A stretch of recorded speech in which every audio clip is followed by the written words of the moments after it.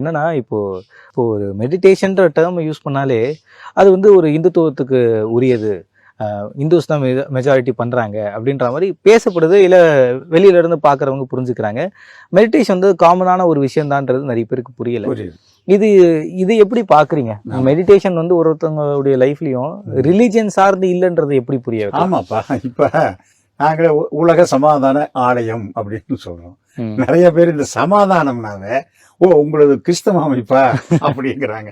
சமாதானம்ங்கிற பேச்சு எடுத்தாவே அது வந்து உடனே வந்து ஏதாவது ஒரு மதத்தை சார்ந்ததுங்கிறாங்க. ஏன்னா அதுல வந்து அந்த சமாதானம்ங்கிற அந்த வார்த்தைகளை கிறிஸ்தவ அன்பர்கள் நிறைய பயன்படுத்துறதுனால அப்ப சாதாரணமா சமாதானம்னாவே வந்து இது வந்து ஒரு கிறிஸ்தவ அமைப்பா அப்படின்னு நினைச்சுக்கிறாங்க. அது ஒரு தமிழ் சொல்லுன்னு நினைக்கிறது இல்ல. அதே மாதிரிதான்பா இதுவும். அதாவது மதம் அது வேண்டும் தான். எல்லா உணர்வுகளும் மனிதனுக்கு தேவை. இப்ப எல்லாம் வேணும் தான். ஆனா அது வந்து அதிகமாக போகக்கூடாது இல்ல. கோயம்புத்தூர்ல நம்ம நடத்தக்கூடிய ஈவெண்ட் வந்து ரொம்ப உலக அளவுல பேசப்படுது. நிறைய பேர் வந்து ஆர்வத்தோட வந்து ரெஜிஸ்டர் பண்ணிருக்காங்க, நாங்களும் வரோம் அப்படின்னு. இந்த நிலையில இப்படி ஒண்ணு கொண்டு வரலாம். ஏன்னா நிறைய பேர் 10 லட்சம் பேர் எங்களுடைய ஈவெண்ட்ல வந்து கலந்துக்கிட்டாங்க. யோகா ஈவெண்ட்ல வந்து கலந்துக்கிட்டாங்க. 15 லட்சம் பேர் எங்களுடைய ஈவெண்ட்டுக்கு வந்தாங்க.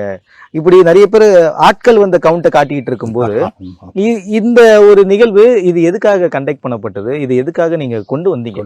இது எங்களுடைய உலக சமாதான ஆலயத்தினுடைய நோக்கமே அதுதான்ப்பா. ஏன்னா தனி மனிதனின் மூலம்தான் இது உலகத்தை அமைதிப்படுத்த முடியும். இப்போ ஒரு உதாரணமே சொல்லுவாங்க இல்லைங்களா, நல்லார் ஒருவர் உலரில் அவர் பொருட்டு எல்லோருக்கும் பெய்யும் மழைன்னு. எந்த ஒன்று நல்லது செஞ்சாலும் ஒருத்தர் தான், எந்த ஒன்று கெட்டது செஞ்சாலும் அந்த ஒருவர் தான். அந்த ஒன்று தான். அந்த ஒன்று நல்லா இருந்தா எல்லாமே நல்லா இருக்கும். ஆக இதுக்கு உலக சமாதான ஆலயத்தினுடைய நோக்கமே எல்லோரும் நல்லா இருக்கணும், எல்லோரும் எல்லாம் பெற்று இன்புற்று வாழுகின்ற வையகத்தை உருவாக்கணும். அதே சமயத்துல ஞானமும் அரசியலும் ஒன்றுபட்ட அன்றே உலக சமாதானம். அப்ப இன்னைக்கு எல்லாமே உலகம் சமாதானம். இப்ப ரஷ்யாவுக்கும் உக்ரைனுக்கும் என்ன வேணுங்கிறோம்? அமைதி, சமாதானம். வேணும். யாரு சமாதானம்? சண்டை. அந்த அதிபர்கள் இருவரும் மனம் சமாதானம் அடைந்தால் பாருங்க எவ்வளவு மக்களை வந்து பாதுகாக்க முடியும்.